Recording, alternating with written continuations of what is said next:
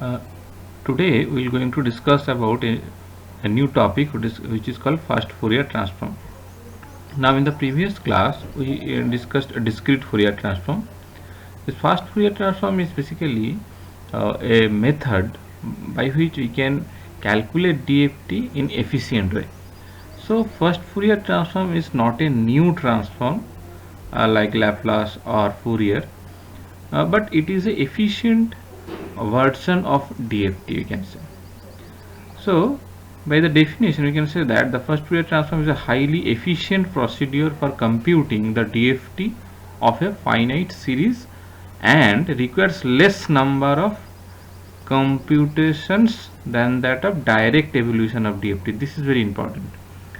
Now first of all, what is the complexity of direct calculation of DFT? We have to investigate. Then we will explain how in FFT we can reduce the number of computation. So this is the formula of direct DFT, and if I expand, suppose x of n, if I consider x of n is a complex number and this is also a complex number, Wn is total factor is a complex number, and you consider x of n is also a complex number. So we can write down that x of k, that is DFT, n equal to 0 to n minus 1, and real and imaginary part we can write down this, and any complex number can be written in this format. So this is not a big issue. So this is the case. Now from this equation we can say that basically number of computation means here we are going to investigate how many complex multiplication, complex addition, real multiplication and real addition we have to perform if we calculate direct DFT. So first we will consider how many number of complex multiplications and addition we have to perform. Now if we look into this equation, it is very clear that this is a complex number, this is a complex number, and this is also complex number. So we have to multiply these two complex numbers.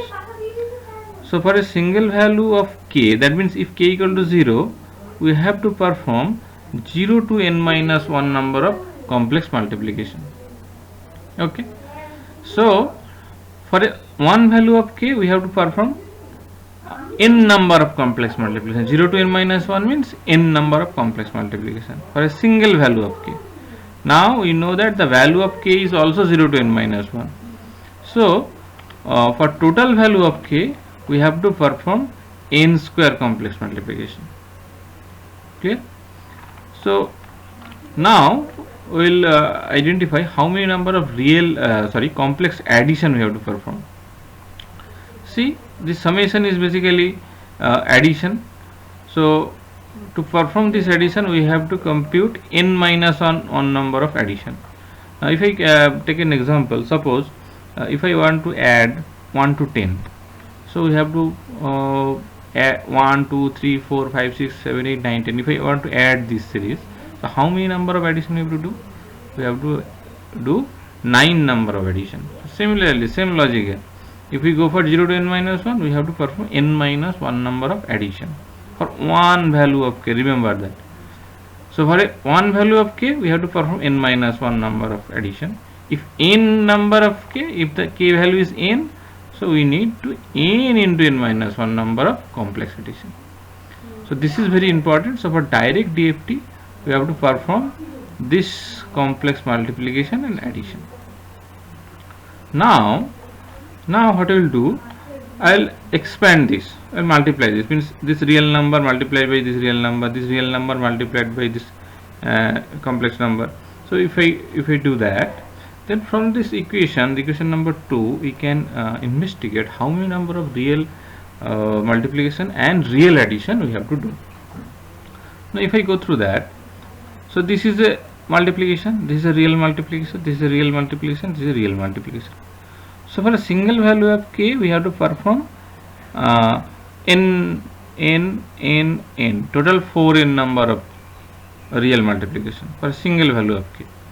Now value of k is 0 to n minus 1. So for n value, if k equal to n, then we have to perform How many number of real multiplication? This 4n square real multiplication. 4n square real multiplication. Clear?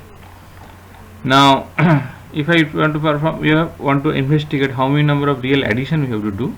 So, this term contribute n minus 1 number of addition. This term will contribute n minus 1 number of addition. This is also n minus 1 number addition. This is also n minus 1 number of addition.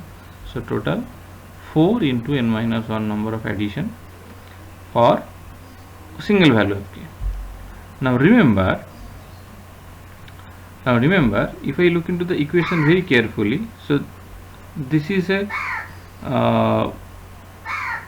x plus jy. So this addition, okay, let me clear this, otherwise we will not write it. Yes.